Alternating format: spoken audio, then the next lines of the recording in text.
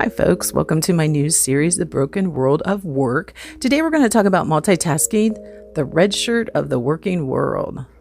During a conversation with a recently retired individual, and yes, let's pretend the conversation was in our astronaut suits because why not? There came an exasperated declaration of the lost ability to multitask. I used to be able to talk on the phone, hear a conversation from across the room, and type a report all at the same time, they said. I can't do that anymore. Yours truly was left wondering how they could do all these actions and do them well at any point in their life, let alone retirement. One cannot possibly give 100% to a phone conversation, 100% to typing a report, and 100% to creeping into someone else's conversation all at the same time. There is no giving 300%. Instead, 5% was probably given to the phone, with 20% to the typing, and a full 75% to the juicy gossip on the other side of the room. In short order, multitasking in this situation will prove inefficient, as the conversation on the phone has to be repeated, along with retyping or at least editing the report as one looks down to find they were transcribing the gossip.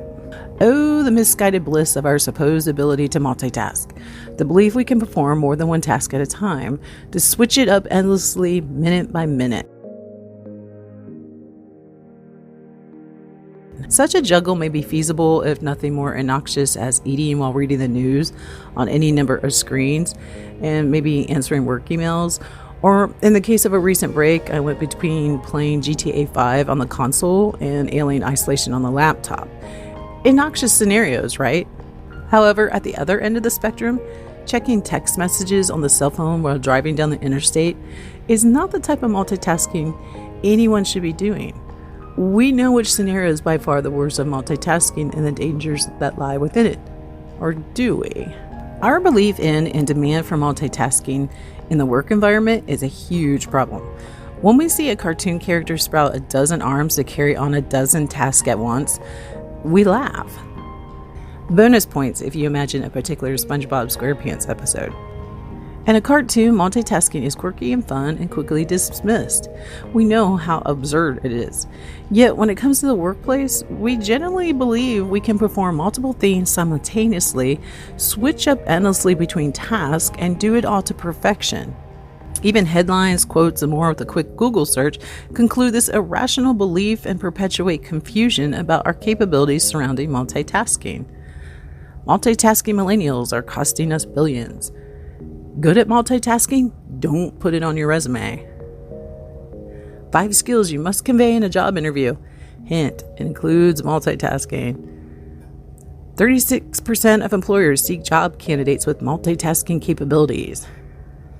But at the end of it all, neuroscientists say multitasking drains the energy reserves of your brain. What is it with multitasking that no one seems capable of agreeing on? And worse, why do employers insist on embracing it if it's an energy drainer? A popular job search website with the keyword multitasking produced 6-page results for the 25-mile range of my small hometown. But changed the area to New York City, it was a whopping 924 pages. Everyone wants multitaskers, even though it is far from ideal and, as the headline earlier, drains us. I'll give you an example of the worst multitasking I ever endured at a job, and why I look at job advertisements with dismay when they state, must be able to multitask. The job seemed simple enough, and when asked if I could multitask during the job interview, I readily agreed. After all, I had a resume filled with work that demanded me to multitask.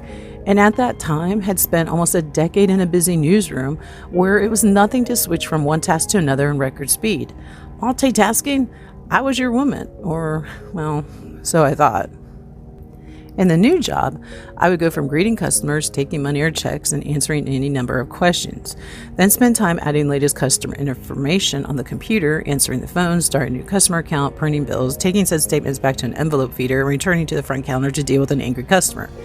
Next, taking another phone call, starting a new account. You get the idea. All these actions transpired in as little as 10 minutes. I know, I kept track.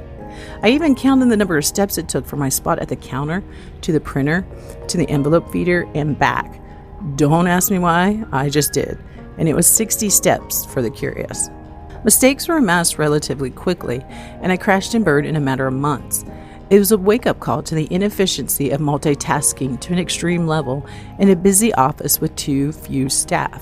Multitasking became code for too few staff.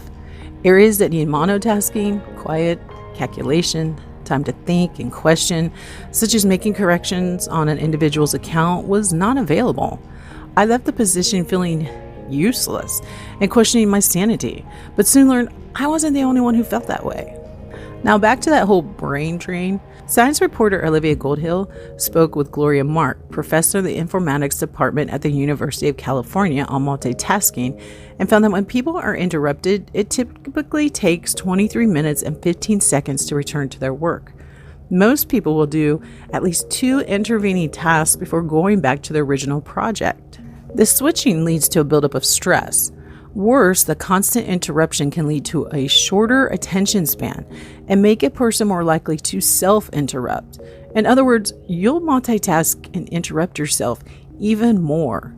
The unfortunate thing about all of this is that multitasking leads to exhaustion because it uses up glucose in the brain, running down the same fuel needed to focus on a task.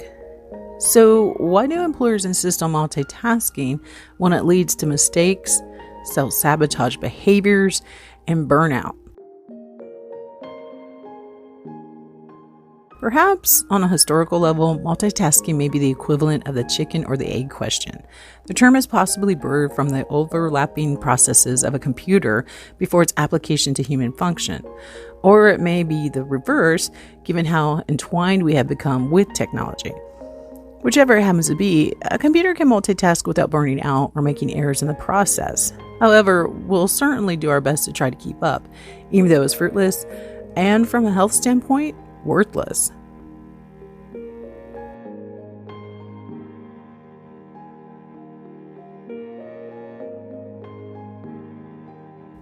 If you ask me, multitasking is the equivalent of the poor helmsman wearing the red shirt in the original Star Trek television series. You know, the poor guy sent to the alien planet surface to face his almost immediate demise.